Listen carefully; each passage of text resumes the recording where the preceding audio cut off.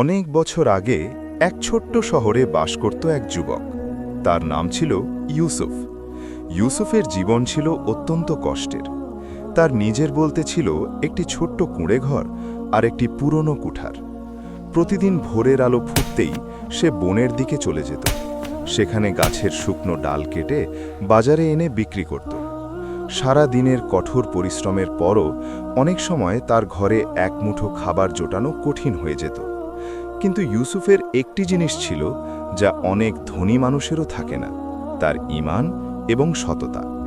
সে প্রায়ই বলতো, আল্লাহ যে রিজিক লিখে দিয়েছেন সেটাই আমার জন্যে যথেষ্ট।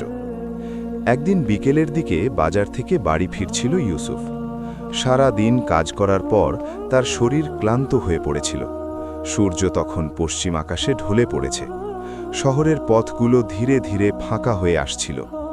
হঠাৎ রাস্তার ধুলোয় কিছু একটা চকচক করতে দেখল সে থেমে নিচু হয়ে দেখল একটি চামড়ার থলি। ইউসুফ থলিটি হাতে তুলে নিল।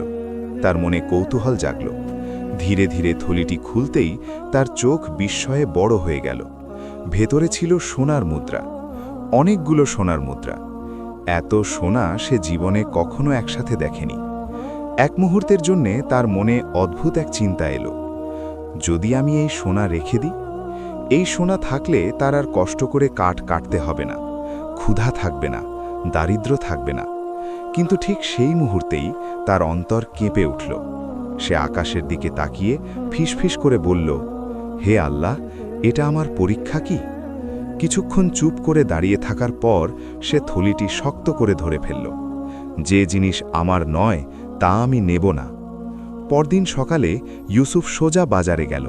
সেখানে দাঁড়িয়ে লোকজনকে জিজ্ঞেস করতে লাগল, কারো কি সোলার থলি হারিয়েছে? অনেকেই অবাক হয়ে তার দিকে তাকাল। কিছুক্ষণ পর ভিড়ের মাঝ থেকে এক ধনী ব্যবসায়ী এগিয়ে এলো। তার পোশাক ছিল দামি আর মুখে ছিল অহংকারের ছাপ। সে বলল, হ্যাঁ, আমার একটি সোনার থলি হারিয়েছে। ইউসুফ শান্তভাবে থলিটি তার হাতে তুলে দিল।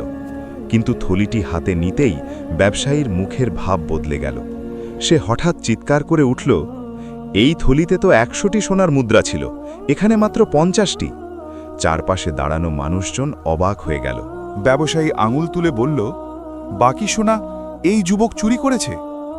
এক মুহূর্তে পরিস্থিতি পাল্টে গেল। যে মানুষটা সততার জন্য থলি ফিরিয়ে দিয়েছিল সেই মানুষটাই এখন অভিযুক্ত। লোকজন তাকে ধরে নিয়ে গেল শহরের কাজীর দরবারে। দরবারে সবাই উপস্থিত হল। কাজী মনোযোগ দিয়ে সব কথা শুনলেন। তিনি কিছুক্ষণ চুপ করে রইলেন। তারপর ব্যবসায়ীর দিকে তাকিয়ে জিজ্ঞেস করলেন, তুমি বলছো তোমার থলিতে 100টি সোনার মুদ্রা ছিল? ব্যবসায়ী আত্মবিশ্বাসের সাথে বলল, জি হুজুর। কাজী তখন থলিটি হাতে নিয়ে ধীরে ধীরে বললেন, তাহলে এই থলি তোমার নয়। দরবারে ফিসকাস শুরু হয়ে গেল। ব্যবসায়ী হতভম্ব হয়ে বলল, কেন নয়? কাজী শান্তভাবে উত্তর দিলেন, কারণ এই থলিতে 50টি সোনার মুদ্রা আছে। তুমি বলছো তোমার থলিতে ছিল 100টি। তিনি একটু থেমে বললেন, অতএব এই থলি নিশ্চয়ই অন্য কারো। তারপর তিনি ইউসুফের দিকে তাকিয়ে বললেন, তুমি সততার সাথে থলিটি ফিরিয়ে দিতে চেয়েছ। যতক্ষণ না আসল মালিক পাওয়া যায় এই সোনা তোমার কাছে থাকবে। দরবারে উপস্থিত সবাই স্তব্ধ হয়ে গেল। ব্যবসায়ীর মাথা লজ্জায় নিচু হয়ে গেল। সেদিন শহরের মানুষ একটি বড় শিক্ষা পেল। সততা কখনো মানুষকে ছোট করে না, বরং মিথ্যাই মানুষকে অপমানিত করে। আর ইউসুফের জীবনে সেই দিন থেকেই নতুন দরজা খুলে গেল। কারণ আল্লাহর একটি নিয়ম আছে, যে মানুষ আমানত রক্ষা করে আল্লাহ তার সম্মানে রক্ষা করেন।